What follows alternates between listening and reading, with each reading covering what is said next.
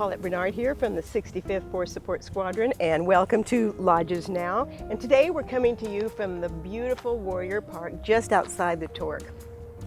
And our guests are the GIs of Comedy. Yay! Hey! Still dealing with the jet lag. Okay, who are you? I'm Tom Tran. And you're Army, right? And you know how I know that? Bees! Because of bees. I'm definitely afraid of bees. I'm Tom Tran, a retired United States Army Staff Sergeant. I'm the creator and executive producer of the GIs of Comedy. Whoa. Definitely afraid of bees. There we go. Ben Ari Polton, U.S. Army Reserve, OEF, OIF veteran, and still in the reserves, and I'm a Master Sergeant. Cool. I'm Jose Sardui. I'm the Air Force representative. I've major in the U.S. Air Force Reserves currently, and I was the first one after Tom. All right. I was his first choice. Like the Highlander. That's right. There can be only one. PJ Walsh, United States Navy. I was the first one in the military, and when I was in the Navy, we had sails and oars. Oh, right. Long time ago. And everybody is burning up because you chose outside. That's great. did. That's great. Because Let's it's take the pale beautiful guys here. outside. Yeah. That's awesome. With no hair and no hat. We came right from England, so we came from the dreariest weather to the sunniest weather. It's quite a cultural shock. In contrast, right. So we have Army and Air Force and Navy. What's missing here? We had a Marine. He's actually, the Marine we have on with us is actually doing another Armed Forces entertainment tour right now. So he's overseas with another group. Okay. We actually have another Army guy, but he has responsibilities, or as he calls them, children, so he couldn't come. I was attached to the Marines for 3 years, so. Well, that's a lot of Navy guys say that. And we're always looking for a Coast Guardsman. Yeah, I used to say we've got a Cuban guy in the Air Force, an Asian guy in the Army, a white guy in the Navy. All I need is a Muslim in the Coast Guard, and I'm set. And you're good. set. Okay, so are you actually recruiting? Joe, that's something you should be doing. I said that as a joke once, and the Coast Guard officer in Los Angeles sent out an email to Southern California to all his Coast Guards and was like, if you know a funny Muslim, you contact Tom Tran. I'm like, that was a joke, sir. I was kidding, but sure, if you can make it happen, do it. Okay. Well, since you're all military, I think this question might be a good way to kick off our conversation. Is what's your mission? To find a very understanding woman who, a different mission. You're Different- talking about totally different mission. One that's actually is something that you can. I hope your fiance doesn't see this. Or something that you can accomplish, perhaps. With the GIs of Comedy, our mission truly is to be able to perform and entertain for as many of our service members and their families and supporters as we possibly can around the world. If we can get 90 minutes of comedy to the folks that are deployed or stationed overseas or within the continental United States, we want to be able to entertain our brothers and sisters as much as possible because we know personally how important it is to be able to laugh when you live and breathe in a world that's so stressful 24 hours a day. Sometimes you need 90 minutes of laughter, and I feel like being veterans and current active duty or reserve service members, we are better suited to entertain our brethren than anybody else. Absolutely. So what's your style of comedy? And any of you can answer that. Let's start down at the end. He's not paying attention, though. No, what's my style of comedy? And any of us can answer that. We'll start at the end. See? I was right there. I think I talk about my life, my family, and my own experiences. So whatever makes my head go, I usually talk about. So that's pretty much mine. That's your style, okay? Well, we're all kind of storytellers, so most of our career, it seems that everyone that's in the military that ends up a comedian had just a series of embarrassing stories, and that's their military career. That's what they remember, and so that's what we like to talk about. Is the time he crapped his pants in Fallujah, and the time. First of all, I wasn't in Fallujah when that happened. We changed the locations to protect the innocent. Yeah, that's right. That's what we do. And it's also hard to keep track with how many times this happened. Name a place Tom has crapped his pants there. Yeah, he has a very weak stomach, which you don't see. So that's our style. It's poop jokes. I will say I've never heard as many poop jokes as I have on this tour. This really has. I think we're hitting peak poop joke limit. But yeah, I think all our styles are obviously we're also very different because we all come from different places. You know, we have the military that we all share in common, but what got us to the military and our experiences in the military are different. And you know, there's high energy. Some things, you know, it's universal to all. And then sometimes, you know, you perk up a little bit and you go, oh, I didn't know that's how it would be for you. Like, you know, I'm a nice Jewish boy who joined the army. And people are always like, oh, what's a nice Jewish boy like yourself doing in the army? And a lot of times the army has the same exact question for me. So, but, you know, that's, you know, our number one goal is to find the funny in every situation. To find the funny, I like that. And to do stuff that makes, you know, I think first you have to find something that makes yourself laugh, and then figure out how to make everyone else laugh at it too. Well, see, that's a good question. What makes you laugh? Each other, obviously. Sometimes. People ask me like how I write my jokes. I boil it down to this. Have you ever done something really stupid and thought to yourself, oh, I hope nobody ever finds out? I will do something stupid and go, oh, I gotta go tell strangers. Like that is... Oh.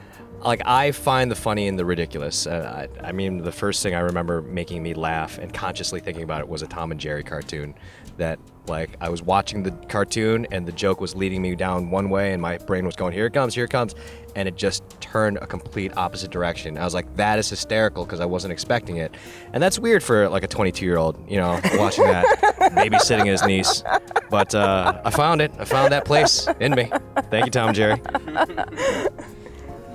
It's interesting. After a while, everything becomes funny, especially things that are horrifying to other people. You're like, oh, this is going to be a good joke. This is going to be great. You know, there does become a moment where you start taking things as a challenge. You're like, you couldn't possibly make this funny, and you go, I think I can. Let me find that. I will find the funny in this. So it's almost like a formula then, huh? I don't know if there's so much a formula. I mean, like one of my best, I think, bits is a video of me getting shot in Iraq, like my 4th day deployed, and somehow I turned that into a funny joke. And like Jose said it the other day, he was like, yeah, comedy is just like tension and release. So when people, and I show this video of me being shot in Iraq and people are watching this video going, how is this going to be funny? Like, you can feel the tension in the air. And then you drop the punchline and you're like, oh, okay. So for me, it's that tension and then the release. Well, I was just gonna say too, you don't want to overthink it too much. Sometimes it's just when you find a laugh in something, you go, I'm going with the laugh. You know, I go with what makes me laugh right out of the gate.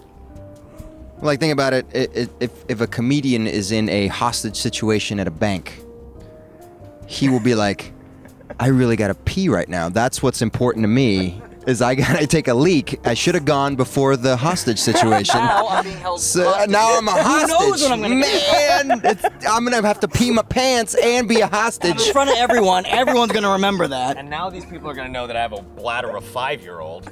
But I might get released early. So that is immediate. You write a joke in the most horrible situation. So that's what comedians do. You guys put a lot of thought into this. I'm just gifted. You know, just I don't really think about it.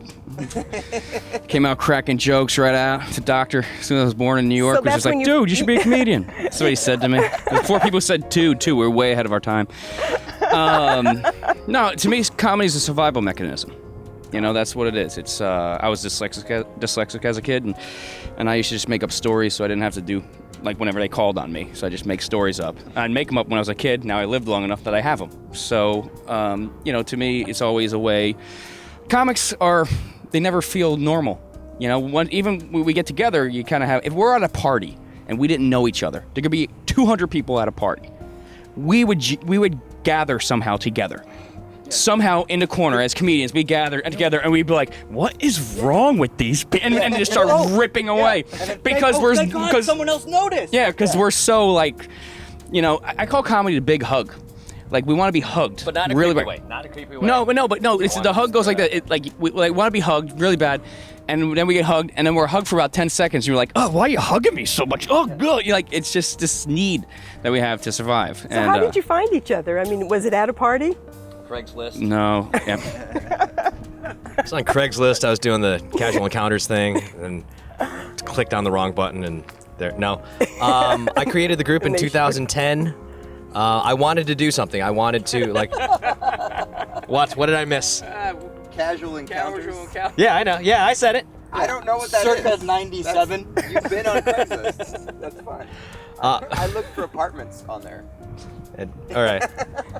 Tom looks for casual. He looks for casual encounters. Is that the one where you read and it's like, I was on a bus at 12:30? Yeah, that's exactly it. I thought that was missed Oh, connection. whatever. See, clearly, one of us just made a joke up. All right. No. I created the group in 2010 after I moved to Los Angeles in 2008 with the sole purpose of it at some point in my comedy career going back to perform for our troops stationed in Iraq or Afghanistan. And I got to do it in 2008. And then I went, okay, well, now what? And I decided I wanted to create this group of comedians that was solely made up of veterans. Because we have comics who happen to be veterans who have gone over to perform, but not a group that puts themselves out to say, hey, look, you guys are going to get us and we're going to get you because we've been where you are. So I was in Los Angeles just watching comics, and first guy I saw was Jose. He did a really funny bit about the Air Force. I ran into PJ down in San Diego doing a gig.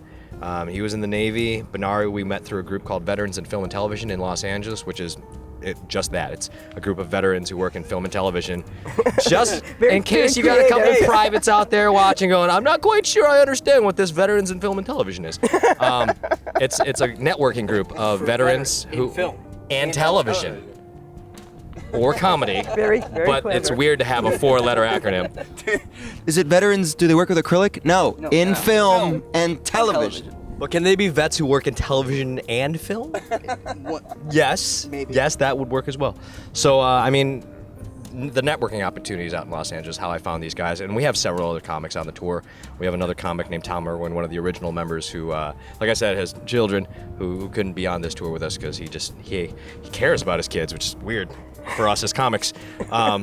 Because that's usually Priorities, man. Priorities. That's why we became comics. Somewhere along the line, somebody didn't care about us, so he doesn't want his kids going down the path that he did. But then we have other comics who are working comedians that will bring on the road with us once in a while. Certainly appreciate the fact that you have come to Lodges, and tell me the truth. Is this like the best place you've ever been? I'm glad that we have a unit station on Gilligan's Island. This is amazing. I can't wait for the Globetrotters to show up. I don't know why you guys need entertainment out of here. You guys are in paradise. This is just this feels like it's just like icing on the cake now. Just bring in comedians too. Well, I'm a vampire. I stay in during the day. So right now this is horrible for me. I'm sweating and I'm burning up. Although tonight it's going to be awesome. Like, look at the stars. Yeah. Whee! I don't know, the best place I've ever been. You know, I was booked in Fairbanks, Alaska in January. So I don't really know. I had shorts on there too. I like how braggy you were about that too. So is this the best place you've ever been, or the greatest place you've ever been? Okay, and before we go, I just have to know who your favorite comedians are. Well, as a young black man growing up in the ghetto, I definitely looked up to Eddie Murphy. He was actually the first comic I ever saw. Very inappropriately, I saw Delirious when I was like 6 years old, which for a 6-year-old, poor parenting skills on the part of my mother and father for me to watch that. And I didn't know what half of or most of what he was saying meant. I just knew it was this really funny guy who was animated, and it was just listening to his delivery was what got me into stand-up comedy. So Eddie Murphy is probably one of my biggest influences. And Tom and Jerry. And Tom and Jerry. Yeah, absolutely. Huge. Very, very similar. I mean, I have a lot of influences. I think the more you do this, the more you find you find comedians who influence your stuff. But for me, I mean, my earliest influence was Robin Williams. That was my gateway drug into comedy. And that was the gateway into Pryor, and then into all sorts of other stuff, like, and then that would get you into Carlin, and that would get you, boy. Yeah. currently Louis C.K. I think is at the top of his game. Right. Chris Rock, of course, Yeah. and locally, Tony V and DJ Hazard, who are two Boston comics who I were sort of mentors to me when I was starting in Boston, will always be immensely influential to me. Yeah, the big three, Cosby, Carlin, and Pryor were when I was a little kid watching. Then as I got older and became a comedian, my hero became Brian Regan, who's a super clean comedian. You can take your children to him. But he's like a foul-mouthed New Yorker. But on stage, he's really, it's just an amazing that when he does that, and he's just like all over, and he's just like, he does faces and sounds, and it's just, it's very inspiring to watch somebody do jokes in a way that he wouldn't talk normally. Because it's really hard. Like, our normal voice on stage is our personality internally, so I look up to that guy. It's hard not to do an impression of him after you see him. I know, I was like, I gotta hold it. Yeah. My big three would be Tom Tran, Benari Polton, and Jose Sarduy. And ironically, the first day I saw him, I realized I can do comedy.